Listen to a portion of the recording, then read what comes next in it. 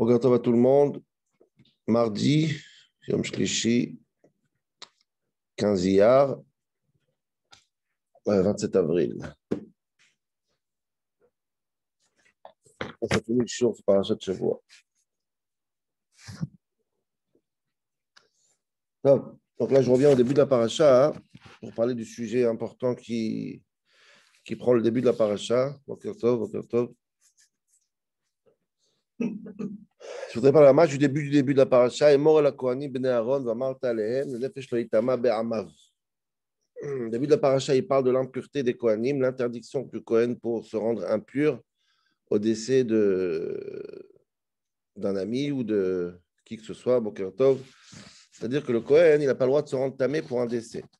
Vous savez que le mort, l'impureté du mort, c'est une impureté très grave, et on interdit au Kohen de se rendre impur pour un mort.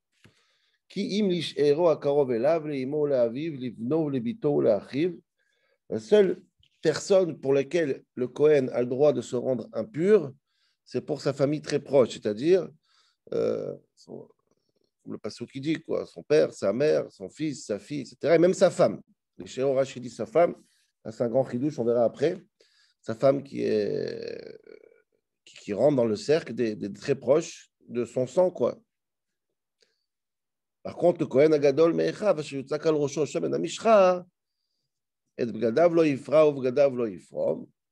Le grand Kohen, pas le Kohen normal, le Kohen Gadol, par contre, lui, même pour ses proches, il n'a pas le droit. Il n'a pas le droit de se rendre impur, même pour ses parents. Donc, si on réfléchit bien, on a trois catégories de personnes. C'est ça qu'on va réfléchir ensemble aujourd'hui.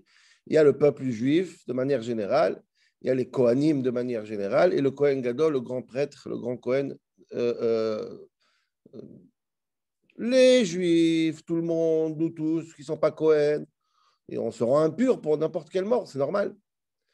Il faut accompagner nos défunts. Les Kohanim, eux, ils ont le droit de se rendre seulement pour la famille proche, mais pas pour les autres. Et le grand Kohen, pour personne. Bien sûr, il y a un cas que tout le monde doit se rendre impur, c'est mettre mitzvah, mais c'est pas... En tout cas, trois catégories. Ou tout le monde, ou les Kohen que la famille, ou le Kohen Gadol. Et ça, on va essayer de comprendre aujourd'hui pourquoi.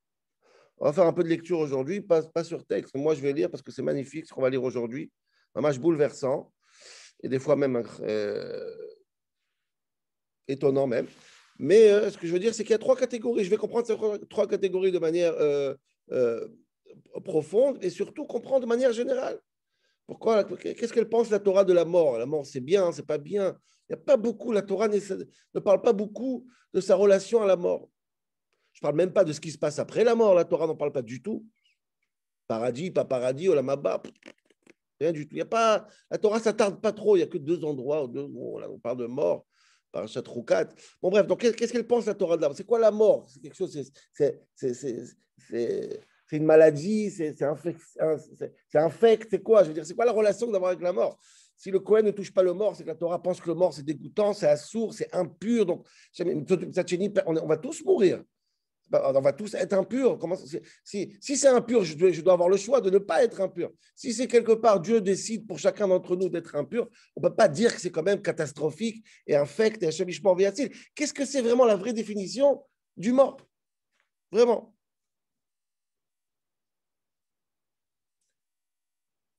Ça, c'est ce qu'on va essayer de comprendre la majorité du shiur. Donc, la catégorie c'est quoi le mort? Pourquoi il y a trois catégories dans le peuple juif? Les juifs, les Kohanim et le Kohen Gadol. Et je vais poser une troisième question à Botaï, que celle-là, je vais la répondre à la fin du shiur, Bezrat Hashem, même que le temps, il avance très vite, mais je suis sûr qu'on va y arriver. C'est une question qui me fait rire chaque année quand on fait Sfirat HaOmer. Mais comme on fait Sfirat HaOmer, il faut en parler. Et ça tombera exactement dans le sujet. Maintenant, on ne comprend pas quel rapport. Mais après, vous comprendrez le rapport. Chaque jour qu'on fait Sfirat HaOmer, Hashem, Sfirat HaOmer, Ayom, on est temps et temps jour la Homer, et après quand on finit, on fait Arachaman. Quoi c'est Arachaman? On dit Arachaman, Yarzir Anot Avodat Bet Hamikdash, on dit Akadosh Baruch Hu, s'il te plaît, ramène-nous Mashiach, et ramène-nous le Bet Hamikdash pour qu'on puisse recommencer comme avant. C'est magnifique, Arachaman. Mais je me pose la question, pourquoi c'est seulement Sfirat HaOmer qui a reçu ce Arachaman? Pourquoi quand tu manges la matzah, tu dis pas Arachaman, Yarzir Anot Avodat Bet Hamikdash pour qu'on puisse manger la matzah et le Korban Pessah? Quand tu sonnes le chauffard, tu dis pas Rachaman ou Yarzilanu et Bet Hamikdash qu'on puisse sonner les Chatzotzrot et le chauffard dans le temple. Pourquoi les mitzvot? La seule mitzvah qui a reçu un rachaman, c'est-à-dire on demande à Dieu, s'il te plaît, ramène-moi le temple, c'est Tfirat HaOmer. Makara. Pourquoi elle a ce mérite, cette mitzvah, que les autres n'ont pas? Bien sûr qu'on parle beaucoup dans la Haggadah, où on parle de Beth Amikdash, mais il n'y a pas ce rachaman de manière... vous voyez ce que je veux dire? Et ça, je vais répondre, Bezrat Hashem, à la fin du shiur. Je vais essayer d'abord de se concentrer sur les prochaines minutes. Qu'est-ce que c'est que la mort? Toum Atmet, l'impureté de la mort, la relation à la mort, et les différents niveaux dans le peuple juif, les juifs, les Kohanim et les Kohanim Gdolim. Et pour commencer, je vais commencer par notre fameux Rabbi Shimshon Raphaël Hirsch. Il a un passage fameux, je vais mettre fameux parce que je le rappelle très très souvent ce passage, une partie de ce passage. Là, je vais essayer de lire en entier ce passage. Et il nous explique, lui, comment il voit l'histoire de la mort. Comment ça se fait que le Kohen n'a pas le droit de se rendre impur pour quelque chose qui est naturel. Et le Kohen Gadol, même ses parents, il ne peut pas. C'est très étonnant cette histoire. Qu'est-ce que c'est que la mort? Pourquoi le Kohen n'a pas le droit de se rendre impur dans la mort? Je vais lire avec vous. Je lis exprès en hébreu et je traduis, après j'explique, mais ça parle tout seul, donc c'est fabuleux, mamash fabuleux. Toutes les idolâtries, le monde de l'idolâtre, les anciens et les modernes, tous les idoles, ceux qui n'ont pas de Dieu, toutes les religions, ils sont reliés avec la mort de manière étroite. Malchut ha'el, matrila de makom bo magia adam el sofo. C'est quoi un Dieu des fois, on est un peu inspiré des autres religions, mais ce n'est pas nous, ça. Dans le principe, c'est quoi Dieu? Dieu, c'est celui qui te prouve que toi, tu es temporaire. C'est-à-dire que Dieu, il est très, très fort, ou l'être humain, il est limité. C'est quoi la limite de l'homme? C'est la mort. Gvia ou mavet im gilouye ha'ikarim shel ha'elohut. La mort, c'est l'acte essentiel du dévoilement divin dans les religions. C'est que les fiash kafa il lit d'après les autres religions à Eloha ou El Shel Mavet.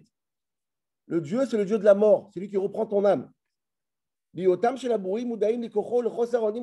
à ce moment-là que les gens, quand ils viennent à l'église ou n'importe où, ils comprennent que quoi? Ils comprennent qu'ils n'ont pas de contrôle sur leur vie. Dès que Dieu prendra la mort, c'est Dieu qui prendra la mort. Le Dieu tout-puissant, c'est quoi la puissance du bon Dieu?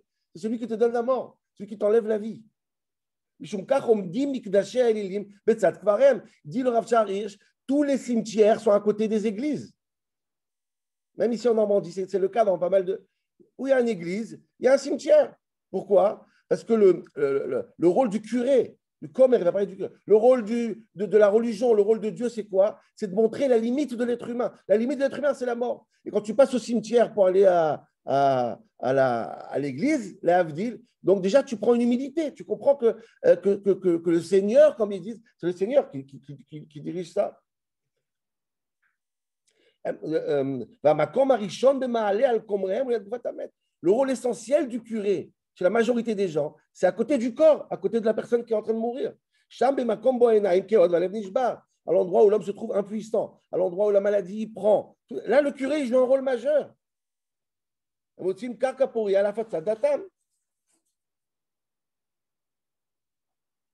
L'Okedem Kohané Israël.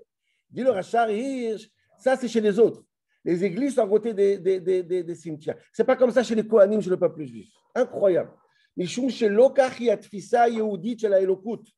n'est pas comme ça que le judaïsme il voit la divinité. Ce n'est pas le pouvoir de la mort sur le vivant. Le Dieu qui a donné le rôle du Kohen dans le peuple juif, le Kohen, le prêtre, ou Eloké Achaim. Et ce Dieu-là, c'est le Dieu de la vie, pas le Dieu de la mort.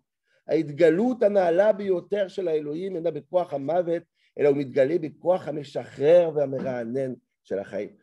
Baruch Hu, vous savez ce qu'elle dit la Torah, dit le Rachar Hirsch? Toute la Torah, elle a un seul but, c'est quoi? C'est de rentrer une divinité dans les choses qui sont temporaires. Quand tu fais une mitzvah, regardez toute la Torah, toute la Gemara, c'est quoi? C'est de faire partie d'un peuple qui est éternel malgré que nous sommes mortels. Toute la Torah, c'est quoi? C'est de rentrer de la nitzriout, de l'éternité, dans un monde tellement petit. On essaie de rentrer un maximum de choses qui sont pas dépendantes de la nature. Il y a un doute, mais le judaïsme nous apprend l'oketza de la mout, pas comment mourir, et la ketza d'ichiot, comment vivre. Car même quand tu es vivant, tu pourras combattre la mort et battre la mort. Pourquoi? Parce que tu fais partie d'un peuple éternel qui fait des actions d'éternité pour un bon Dieu éternel. Ça, c'est ce qu'on nous rend toute la journée depuis le cheder, depuis l'école. La tête, mashmaoun, nitzrit, vadvarim artzit. Donner un sens éternel dans des choses qui sont banales. C'est ça la Torah. C'est la raison pourquoi Dieu a fait un temple et c'est la raison pourquoi il a mis des Kohen. Le Shiruto Kidesh et Kohanim, Amelamdim et Ta'am. Il a mis des Kohanim pour enseigner le peuple. Quand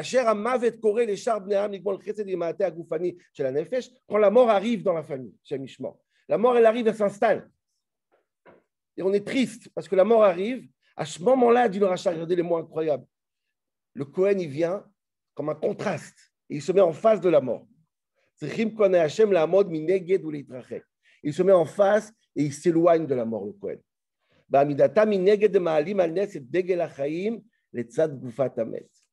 Cette statue du Kohen, c'est quoi? C'est de lever le drapeau de la vie face au corps du mort.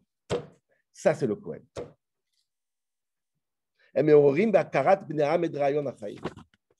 Magnifique, magnifique. C'est pour ça que le Kohen est interdit à la mort. D'ailleurs, j'ai trouvé que le Rav Kook, et je vous le lis, ça je dis, le Rav Kook, il a six phrases qui vont dans le même sens. Magnifique, je vous lis les phrases. Et le Rav Kook, il dit comme ça. Amavet ou chisayon chav. La mort, c'est une chisayon, c'est-à-dire c'est un comment dire chisayon, c'est une mauvaise idée, une fausse idée, un bluff. Tumato ishikro. L'impureté du mort, c'est le mensonge. Mashebne Adam korim mavet. Ce que les gens appellent la mort, dit le Rav Kook. En vérité, c'est un excès de vie. C'est quoi la mort? La mort, c'est faire en sorte que la vraie vie, c'est un neshama, elle est plus limitée dans le corps. C'est un excès de vie, dit le Rav Kook. C'est que les gens, ils appellent ça la mort parce qu'ils sont complètement engouffrés dans le matériel. Mais en réalité, dès que quelqu'un il meurt, c'est dur de dire ça. Il y a un excès de vie qui arrive. Il rentre dans l'éternel, dans l'éternité. Et le Kohen, il n'a pas cédé à ce mensonge. Et c'est pour ça qu'il a marqué Al-Kol Dav Shotmet Kotavu. Donc ça, c'est ce qu'il dit Rav Kook et le Rav Hir sur l'idée de quoi? C'est que le Kohen ne peut pas être à côté du mort. Au contraire, le Kohen il vient nous expliquer le rôle de la Torah, c'est la vie et pas la mort. C'est très très beau, mais reste à savoir pourquoi cette hiérarchie? Pourquoi tout le monde a le droit? Pourquoi le Kohen, non, je comprends, mais pourquoi le Kohen Gadol non plus? Rien du tout. Même, pourquoi le Kohen normal, il a le droit pour sa femme et ses enfants? Le Kohen grand, il n'a pas pour personne. Il y a une hiérarchie de 3 niveaux que je veux comprendre encore mieux. Et celle-là, je suis obligé de passer par un Kliyakar. Je ne sais pas d'où il a pris ce Kliyakar. Il était au temps du Maral de Prague. Et pour dire un truc pareil, il faut. Il a des tuyaux là-haut que personne n'a. C'est incroyable. Je vous rappelle cette hiérarchie. Nous, on a le droit pour les morts, les Kohen que pour sa famille, le Kohen Gadol pour personne. Qu'est-ce que c'est cette hiérarchie? Je vous dis le Kliyakar. C'est pas shoot affolant. Pour celui qui est Kohen, sa vie, elle va changer. Il dit comme ça. Qu'est-ce qui tue les animaux? Je veux dire, qu'est-ce qui tue les animaux? Quand un chien il va mourir ou une vache il va mourir, est-ce que l'ange de la mort, ce qu'on appelle le Malach HaMavet, il vient tuer les animaux aussi? Comment il meurt un animal? Nous, on sait qu'on a ce qu'on appelle le l'ange de la mort. Est-ce qu'il y a un ange de la mort qui vient tuer aussi chaque animal, chaque mouche qui meurt, chaque souris, chaque chat, chaque cerf? Est-ce qu'il y a un ange qui vient? Est-ce que le même Malach HaMavet que pour nous demande le Kliyakar? Vadaï que non. C'est sûr que non. Et Lama, je veux dire par cœur parce qu'on n'a pas le temps. Dit le Kliyakar, les animaux, comment ils meurent? Il n'y a pas un ange qui vient. C'est presque naturel. Ça veut dire quoi? Il dit comme ça. Les animaux, ils n'ont pas d'âme, ils n'ont pas de neshama. Ils ont une ruach chiyonite, comme ça. C'est quoi une ruach chiyonite? Moi, j'imagine, ça veut dire, c'est comme une colle pour coller, qui s'appelle ruach chiyonite, et elle colle, dit le Kliyakar, arba yesodot. C'est que chaque personne, il a le feu, la poussière, comment ça s'appelle Esh, Ruach, Maïm, Afar, de l'eau, un peu de toutes les matières qu'il y a dans le corps. Qu'est-ce qui colle ces matières? C'est une certaine. Les 4 éléments. Les 4 éléments qui collent le corps. Et cette colle-là s'appelle la colle de la vie. Ce n'est pas une âme comme les êtres humains. Ce n'est pas une neshama. C'est une colle. Et quand cette colle, elle se brise pour des raisons qu'on ne sait pas lesquelles, alors l'animal, il meurt naturellement. Mais ce n'est pas un ange qui vient lui enlever la vie. On n'enlève rien. Simplement, les 4 éléments se détériorisent. C'est ça la mort de l'animal. Dit le Kliyakar. Écoutez bien son chidouche. En vérité, c'est très haut.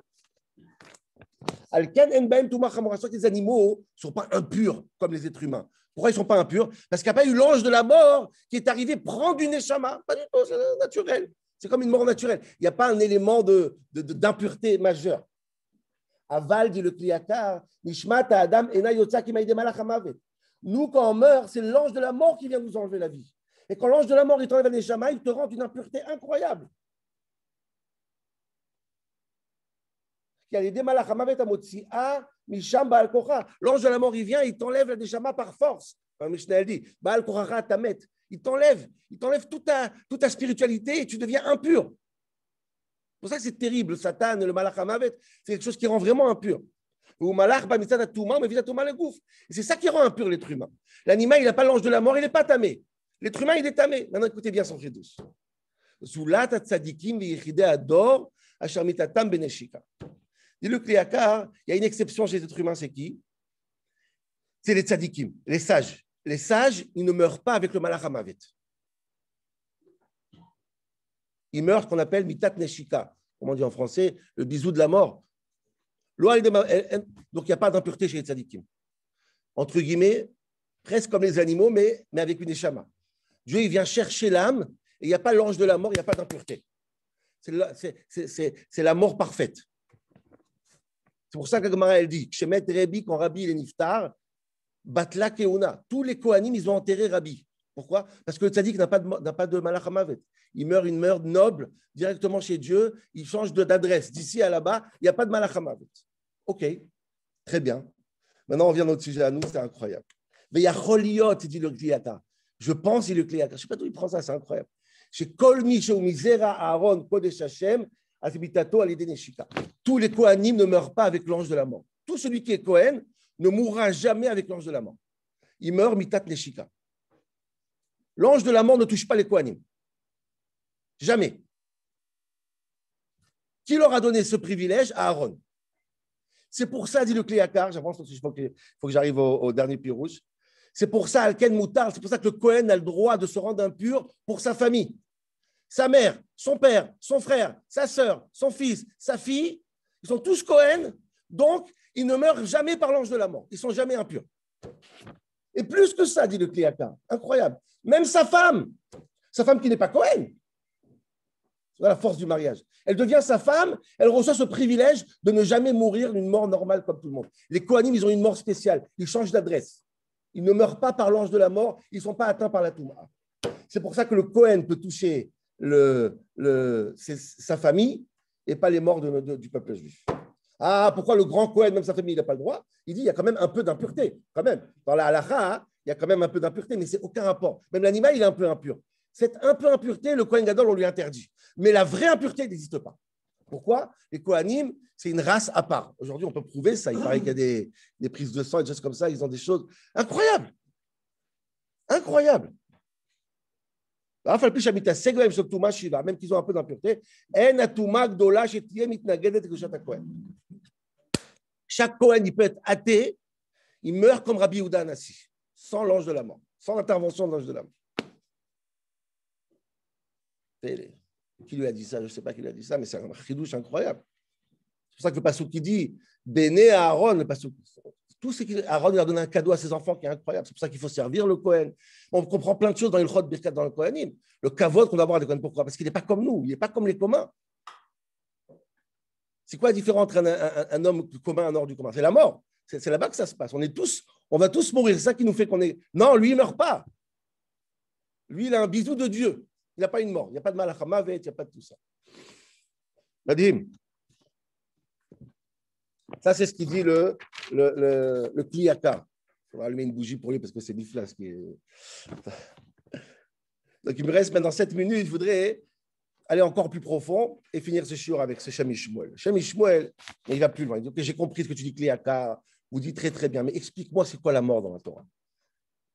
Pourquoi un homme, il meurt? Qu'est-ce qui se passe? Le mécanisme de la mort. Alors, c'est très long parce que ça commence à partir d'un Marichon. J'essaie de dire ça en 5-6 minutes. Dis le Shem Ishmuel comme ça, il dit.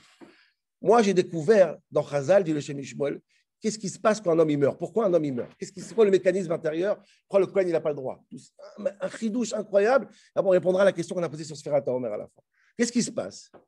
Il dit en fait, quand un homme il meurt, c'est une overdose de corps qui fait fuir l'âme. J'explique. Le corps, il a un équilibre entre le corps et l'âme. Si chacun fait des concessions, entre guillemets, on peut vivre ensemble. Quand l'âme, elle sent qu'elle n'a plus de place dans le corps, elle part. Comme ça, il dit le Harizal. Tu m'as saoulé, je pars, je ne supporte plus. Il faut se respecter. C'est quoi, comment on appelle le respect entre l'âme et le corps? On appelle ça, d'après le Shem Shmuel, tmimut. Tmimut. Tam. Comment traduire tmimut? Quelqu'un peut m'aider ici? La simplicité. Comment? La simplicité. La simplicité, ouais. La Une naïveté. forme de cohérence aussi. Ouais. C'est quoi cette tmimout? La tmimout, c'est quoi? C'est l'intégrité aussi. L'intégrité. L'intégrité, la Torah, elle dit, Rachid dit, c'est quoi ayez tamim, c'est quoi être tam? Lo l'arkor acharatidot. Pas chaque chose remettre en question. Avoir une certaine simplicité, c'est ça qui permet à l'âme de vivre le vivre ensemble entre l'âme et le corps. Tmimout. L'efsharut hayechida sheze yikre, c'est s'il y a une tmimout. En fait, dit le Harizal. Dès qu'il n'y a plus de tmimout, tu cherches chaque fois, remettre tout en question, poser des questions, peut-être oui, peut-être non. Ce qui se passe, dit le Harizal, dès que tu poses des questions et dès que tu commences à ne plus croire et tout remettre en question, je ne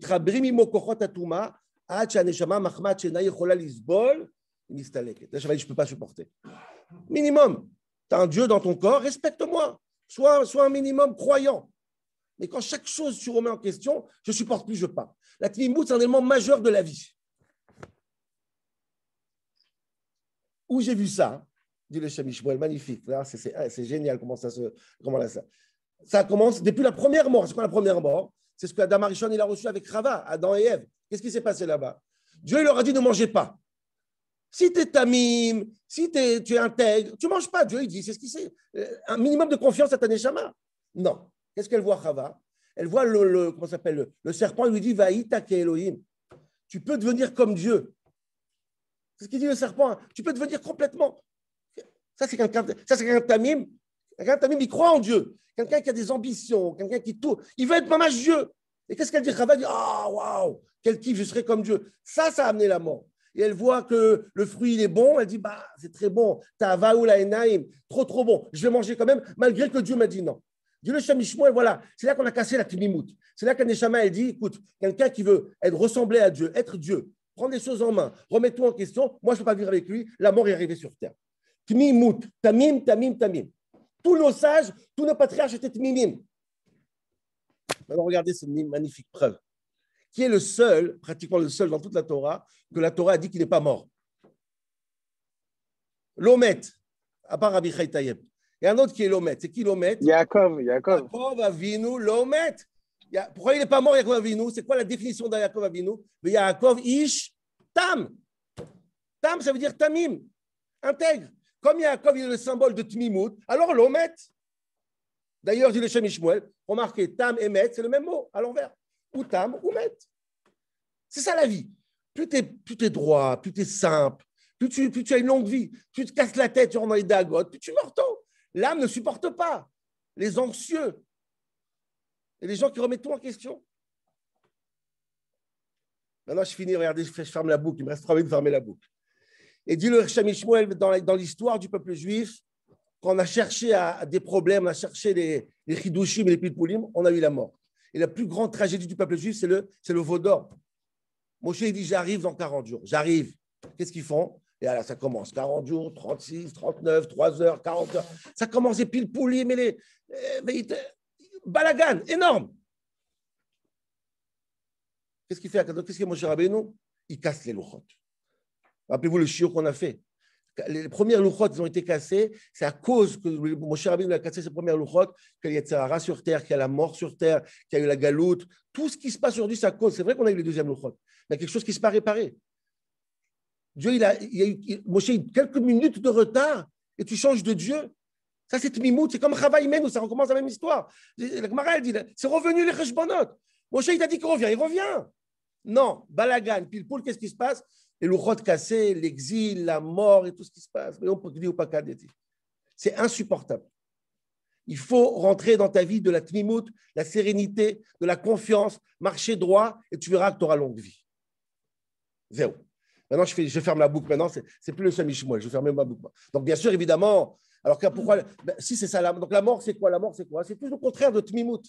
Donc, dit le Shem Shmuel, c'est pour ça que le Kohen est interdit à la mort. Le Kohen, il est sur terre pour une seule chose, pour rentrer dans le peuple juif de la Tmimout.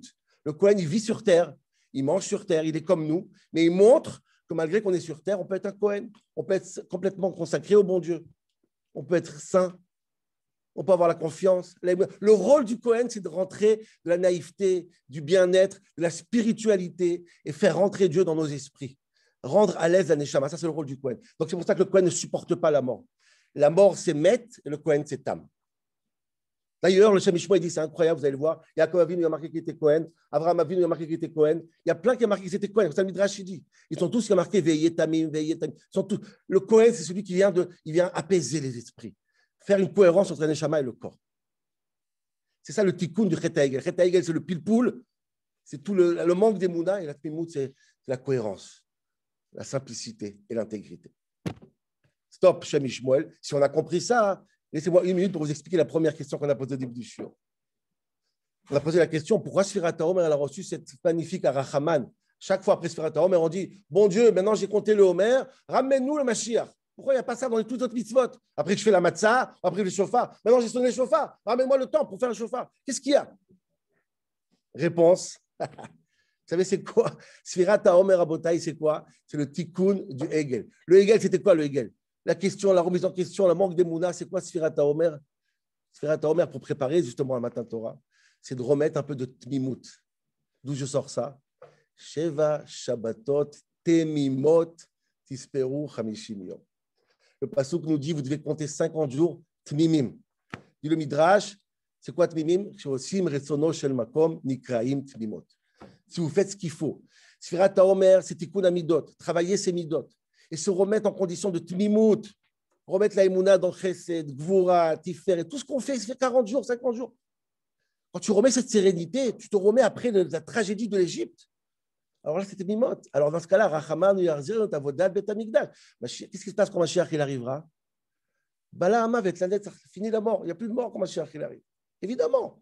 Sfirat HaOmer, c'est ce qui va ramener Mashiach. Sfirat HaOmer, ce qui va réparer le Chet HaEgel. Sfirat HaOmer, c'est Mimot. C'est ça le travail de Tikkun Amidot qu'on a 49 jours à faire maintenant. C'est quoi? C'est de ramener un peu d'Emouna, ramener un peu de chesed, un peu d'Akadosh Baruch Hu dans nos têtes, un peu de cohérence, un peu d'apaisement, un peu de bienveillance. Tout ça, ça se fait à Taomer. Là où ils sont trompés dans le Chet HaEgel, là où Chava s'est trompé, là où Adam s'est trompé, là où tous ces gens qui cherchent l'Arkor à Atidot remettent tout en question. Nous, on fait Sfirat HaOmer. Timimot Yena. Tous les jours, on se prend et on compte, tous ensemble, chacun pour soi et tous ensemble.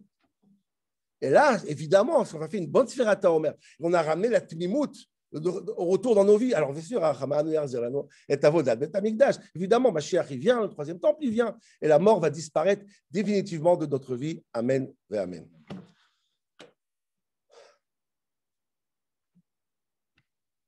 Voilà, c'est fini. Je ne sais pas si vous avez remarqué, mais c'est fini. Waouh! Alors. Et à la colle sauve. Ah, je dis comprendre. Bon, merde, sur Zoom. Oups, on va allumer une bougie pour le Pliakar, pour le Rav Hirsch, pour tout cela. On va tous leur faire cavote. C'est qui peut être là jeudi à 20h. T'es au brim, quoi le tout.